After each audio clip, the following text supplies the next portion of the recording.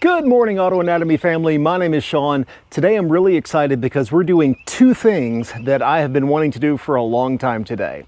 First, we're going to load up and head to Maggie Valley, North Carolina for the Vairs in the Valley show put on by North Carolina Mountain Corvairs. This is a show that for some reason I've just not been able to do for the last few years. Something has always come up and I almost didn't make it this year because of the knee surgery, but thankfully the surgeon has cleared me to go ahead and start driving the Corvair again. So we're gonna load up, head up to Maggie Valley, North Carolina. So we will see you there.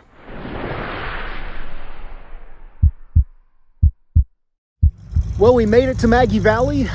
When I say that was probably the most uneventful 120-mile trip in a classic car, I mean it. Literally nothing happened. The only thing we had go on was about 30 or 40 miles south of Asheville, going up a long grade. Had a little bit of pinging, but one of the nice things with the fuel injection is you can just highlight one little cell of the ignition advance, knocked a couple of degrees out of it, and took that problem right away. I'm going to look around a little bit. I got here just in time for them to start doing the rally. So you can see there's the flooded Vair. And there's a good turnout already. The show's not even really until tomorrow. And there's a lot of people that have shown up. This area is absolutely beautiful. So I'm just going to take a quick look around and then we will see you later.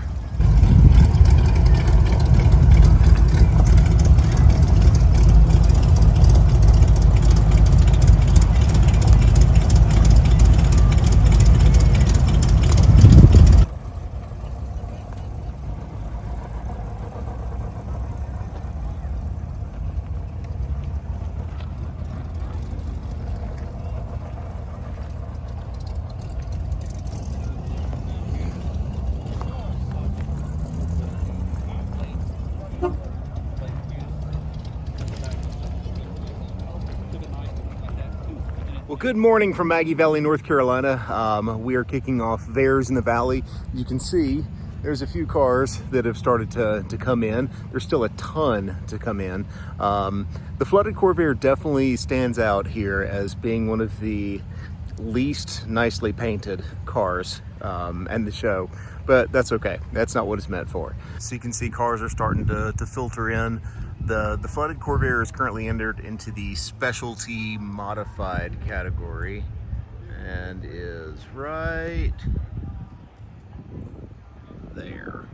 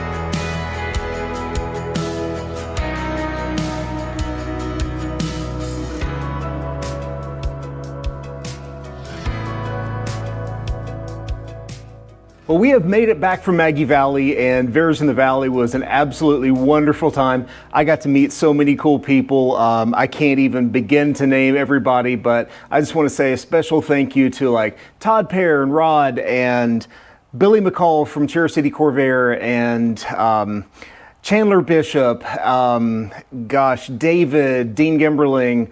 I know I'm forgetting a ton of people, so I'm sorry if I forgot to mention your name, but we absolutely loved getting a chance to meet everyone there. The flooded Corvair did fantastic.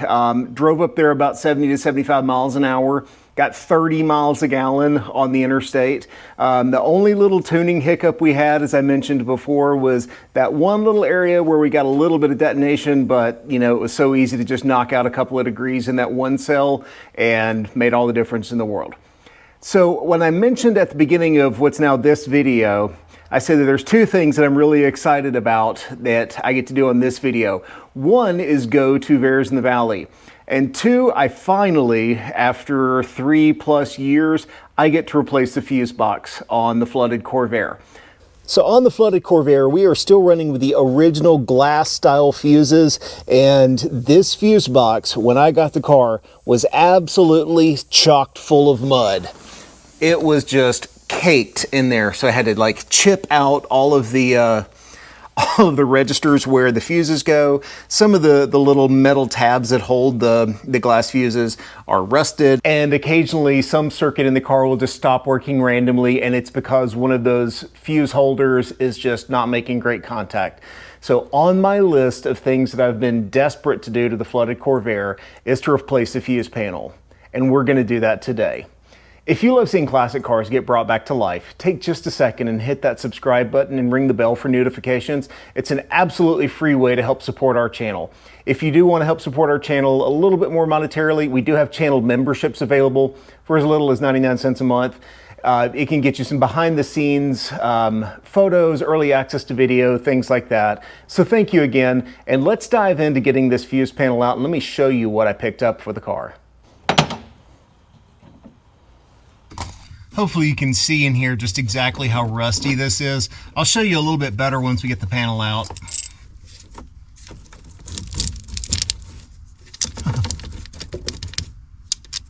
All right, I have verified on the back side here that all of the wires are the colors that they are supposed to be. So let's pop this fuse panel out.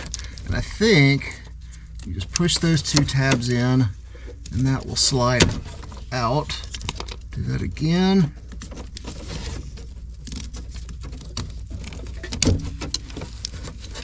And that should free up the harness a little bit so that we can at least see what we're seeing. Now, it says to unplug what can be unplugged and then cut what can't be unplugged. So that looks like there's 1, 2, 3 wires here. Hopefully you can see that. A black with yellow, a gray, and then a black and orange, at least that I can see so far. Maybe a green wire here as well. In the instructions it says to cut the wires but leave like 1/8 of an inch as a pigtail so that you can identify the colors. So let me get out my cutters and we'll get to cutting. A little unnerving taking, you know, wire cutters to my perfectly functional car, but it's gonna be better. No going back now. Okay, we're down to just 2 wires. A big red wire and a big, looks like a brown wire. So I'm guessing one of these is my main power and one is probably accessory. But thankfully these just pop out, at least I hope they do. Then we're basically ready to remove the entire fuse panel. And of course these things are like glued on here after 60 years of not moving and having, it looks like mud down inside there.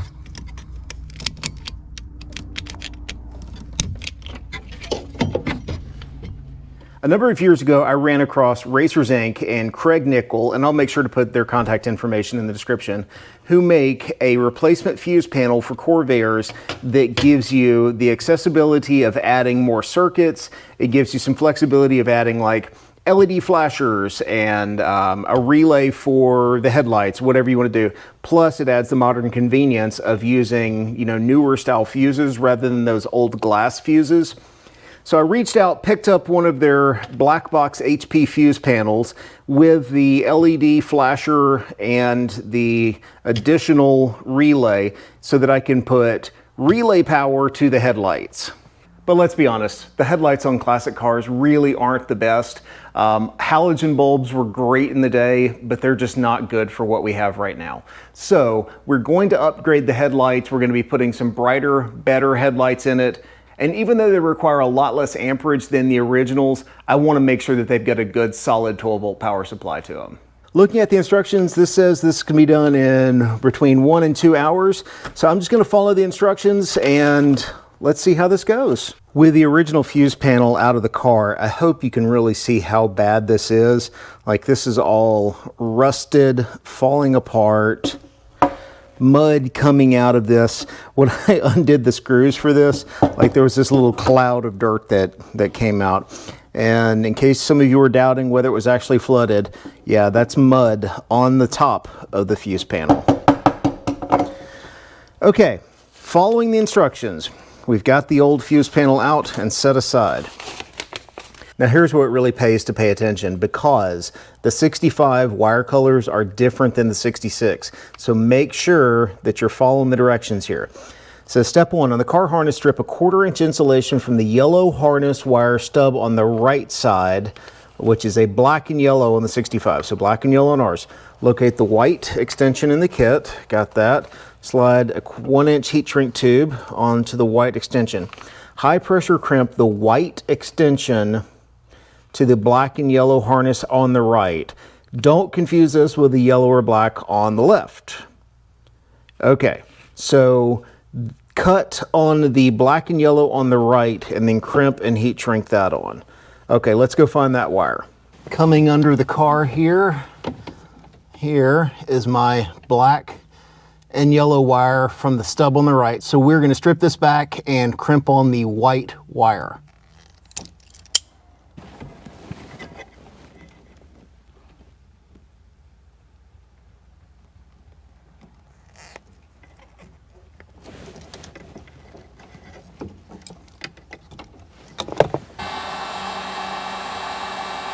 All right, next up. For a 65 on the car harness, strip a 1/4 insulation from the 2 black and orange wires. Locate the orange extension in the kit and slip some shrink tubing over it. Twist them together and then crimp it onto the orange extension. So here is one black and orange wire, and here is the other. There is not a lot of overlap in between these two, maybe 3/8 to a 1/2 inch. So just be very careful when you're trimming this off of the existing fuse panel. Don't cut too much because you need it in the future.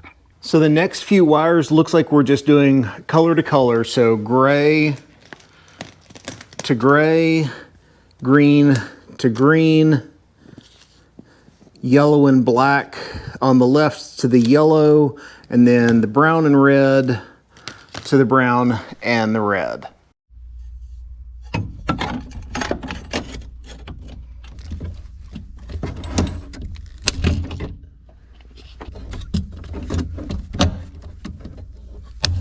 Well, now that we've got the fuse box mounted into the car, it looks like it's just pretty straightforward.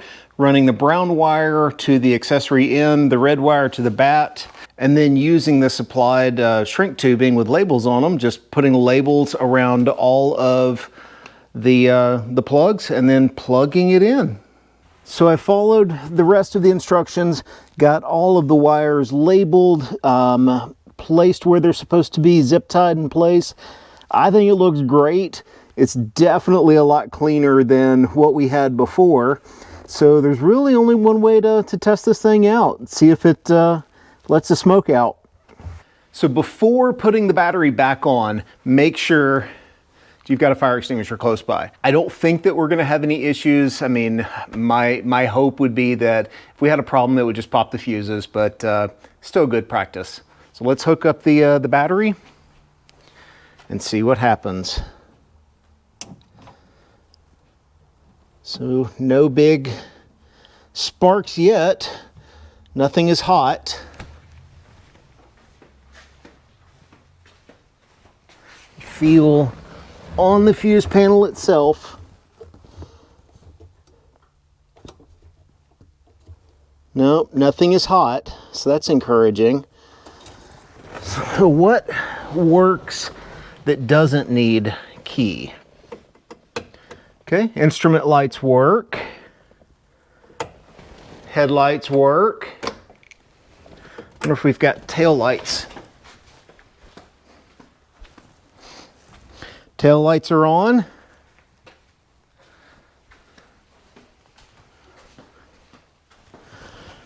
Marker lights are on. Let's turn the key and see what happens.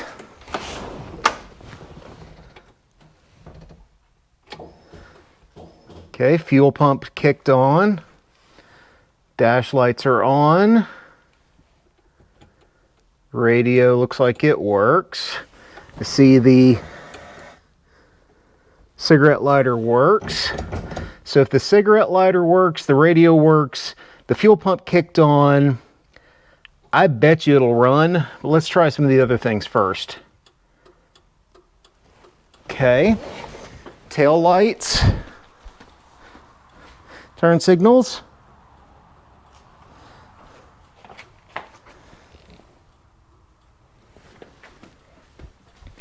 So left turn signal works.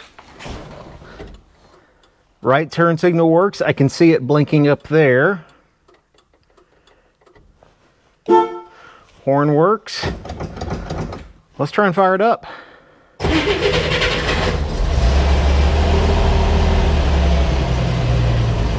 Sounds good. Well, I think we did it. You know, the Racers Inc. Fuse panel is one of those things that you spend money on knowing that it's not going to make it faster, it's not going to make it cooler, but it's kind of a safety measure. And for me, just getting rid of that old rusty, crusty fuse panel just gives me some peace of mind. So before we get out of here, I just want to take 30 seconds and say something from the heart. We live in a pretty broken world, and there is violence and extremism no matter where you look. And doesn't matter what side of the political aisle that you fall on, if given the choice, choose grace, choose kindness, take care of each other, and be slow to judge.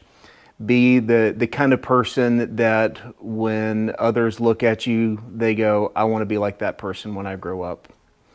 Because I certainly have those people in my life, and I do my best to be better every day, and I'm not good at it, but be kind to each other, take care of each other and yourself. That's going to wrap up this episode. Thank you so much for watching. We have a lot more things coming up for the flooded Corvair. I've also got a new project maybe in the future that I think you're going to absolutely flip over. But take care of yourselves. God bless. We'll see you soon.